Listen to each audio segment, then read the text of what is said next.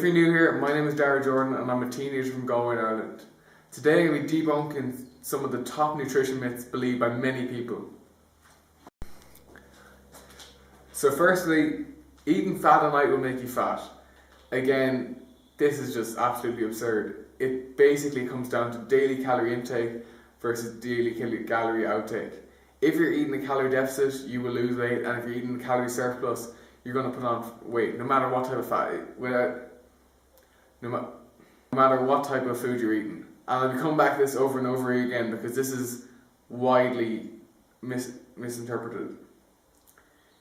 Eating extra protein automatically builds muscle. So again, when you're eating food, you're going to need to eat a sufficient amount of protein to build muscle. This originated back in the 1890s. The USDA recommended that the normal man eats 110 grams of protein, but because they believed that if you ate this amount of protein, your muscles are going to automatically just get bigger by themselves. Again, it comes down to sufficient amount of strength exercises, cardio, and eat the right amount of food, and you will put on muscle. The third one is carbohydrates make you fat. Again, like I started with the first one, daily calorie intake versus daily calorie outtake. If you're eating in a deficit, you're not going to put on weight no matter what type of food you're eating. You can eat McDonald's every day, and if you're eating in a calorie deficit, you're not going to put on weight. But if you are eating a lot of carbohydrates, it can lead to heart disease and diabetes. But again, when people do these studies, they were kind of looking at people eating.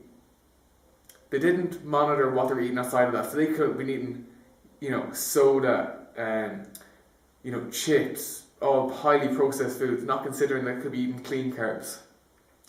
The fourth one, you crave certain foods because you're deficient in one of the nutrients they provide. This simply isn't true. This is only true in one case, for iron. But mainly people crave foods due to boredom, and usually due to psychological and cultural things like, I feel like I'm craving this.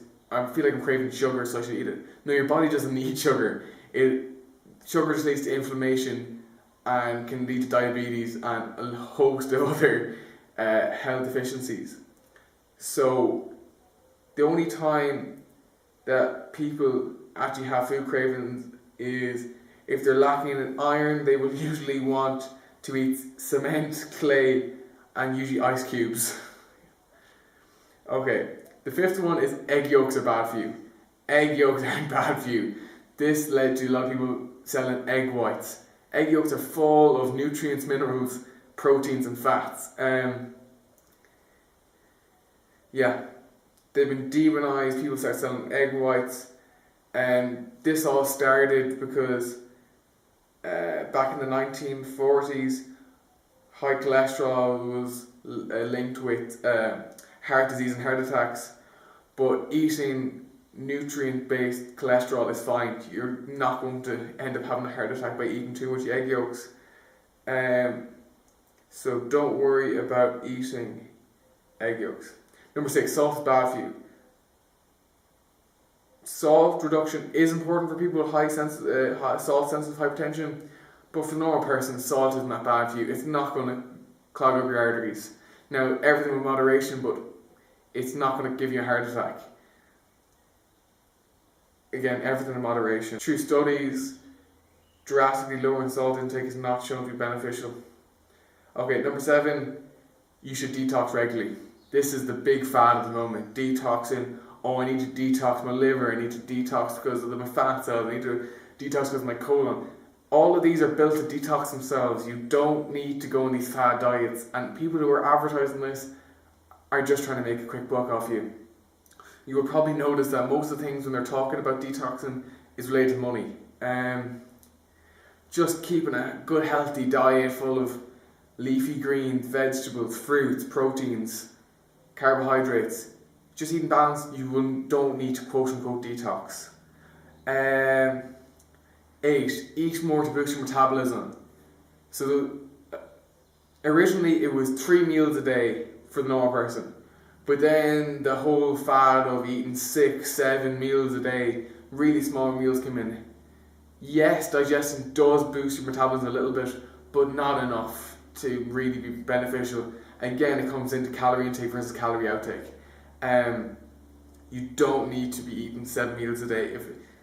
And usually people who are eating 7 meals a day are usually eating really small meals and they're really hungry during the day. I've tried this and personally I didn't enjoy it because I felt hungry all the time. So yeah, due to fat loss and everything, there really isn't much of a difference. Number 9, the one that I hear all the time because I'm doing intermittent fast at the moment. Breakfast is the most important meal of the day.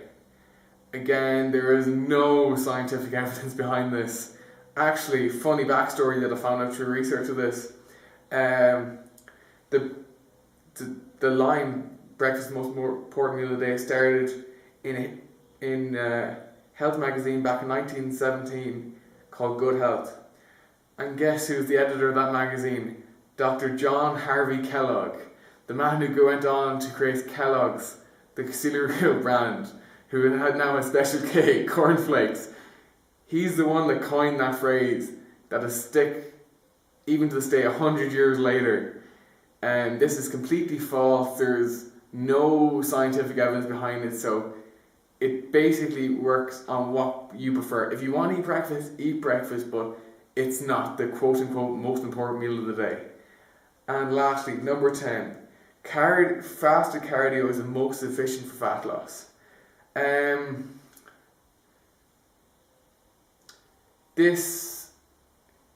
Some people prefer to go fast cardio because they feel better, they feel bloated if they eat before they do cardio.